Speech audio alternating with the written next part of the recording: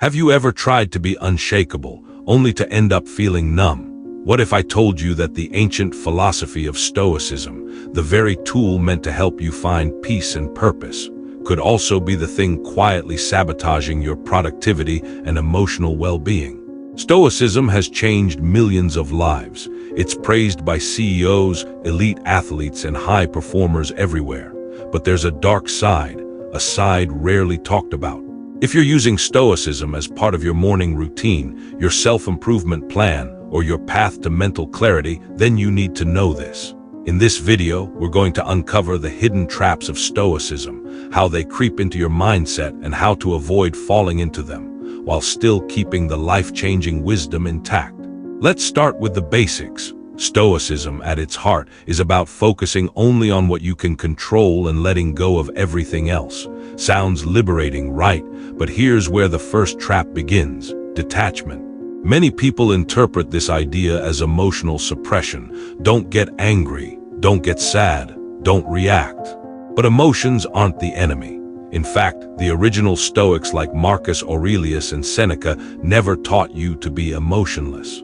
They taught you to understand your emotions, not ignore them. When misapplied, Stoicism turns from a powerful philosophy into a numbing device. You stop feeling anything deeply, and that kills creativity, connection, and ultimately, productivity. So how does this emotional deadening sneak into our daily lives? Here's the irony. Many people turn to Stoicism to boost productivity. Morning routines, cold plunges, silent reflection, journaling, all good things, but here's the twist: productivity becomes a performance.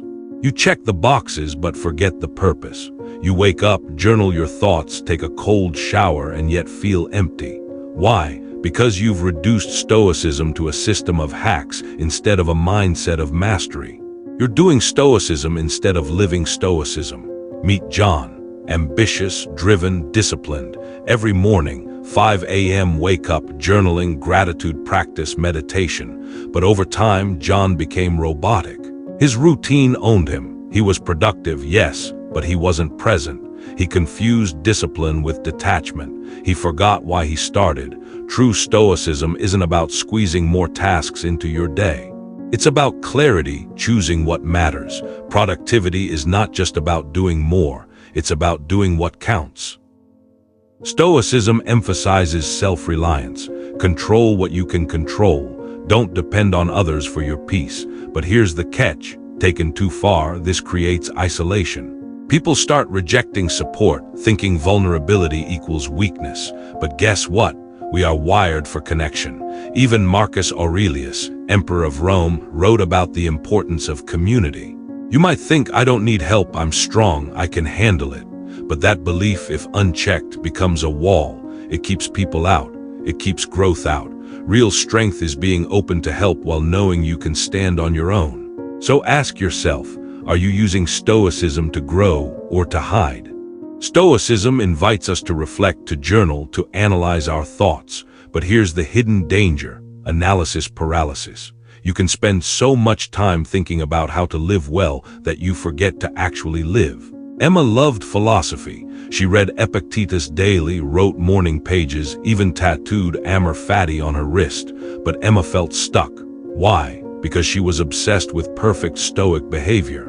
She was afraid to act unless she could act flawlessly. Stoicism isn't about perfection, it's about progress. Live, reflect, adjust. Don't get trapped in your head, get into the world. Another dark side: confusing acceptance with apathy. Just accept what happens, don't get attached to outcomes. Yes, that's a key part of Stoicism, but it doesn't mean giving up on goals. Stoics didn't sit around. They led armies, governed nations, wrote books. Acceptance was never about surrendering your ambition. It was about protecting your peace while you pursue your purpose. You can strive for greatness without letting results control your soul. As Seneca said, we suffer more in imagination than in reality. Ambition is not the enemy, attachment is. Here's the hardest truth: some people use Stoicism to justify doing nothing. It is what it is. The obstacle is the way. These are powerful truths, but misused, they become excuses. Instead of confronting a toxic work environment, someone says, I'll just be stoic about it. That's not stoicism, that's avoidance. The obstacle is the way, but you still have to walk it. Being stoic doesn't mean passive. It means powerful action rooted in reason, not reaction. Don't confuse peace with passivity. So where does this leave us? It leaves us with a choice, to misuse stoicism as armor or to use it as a lens. Here's how to rebuild a healthy relationship with stoicism. Feel your emotions, use them as data, not directives. Redefine productivity, measure meaning, not motion. Accept support strong doesn't mean solo. Live before you reflect, experience is the best teacher. Aim high, detach wisely, want more, without being owned by outcomes. Act with courage. Peace isn't the absence of action, it's the foundation of powerful action. Now that you've seen both sides of the Stoic coin, ask yourself, are you truly practicing Stoicism or hiding behind it? If this video opened your eyes, hit that like button and share it with someone who needs to hear this. Subscribe for more deep dives on Stoicism and self-mastery. And in the comments below, let me know, what's one way you've seen Stoicism misused, and how are you choosing to grow from it?